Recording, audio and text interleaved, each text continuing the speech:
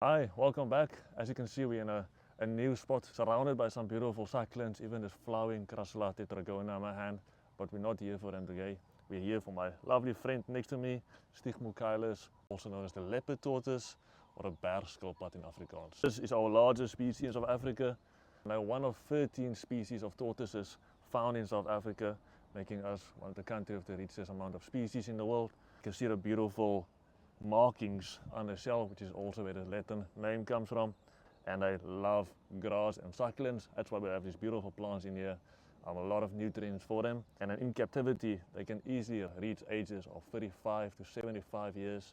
Out in nature, they can even survive up to 100 years by eating the correct meals. So they are herbivores, but they love to nibble on bones to get some extra calcium in the system.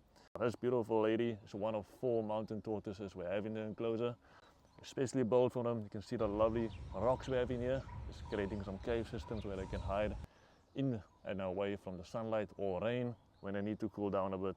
But they also love to swim, and even in here at the back we have a little pond where they can take a nice dip and they can even float, which is quite amazing due to the large shell.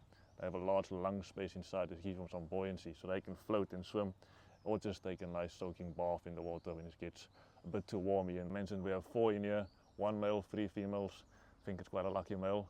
And breeding season is about now, so let's see what happens. But come and visit us, see if you can spot our mountain tortoises.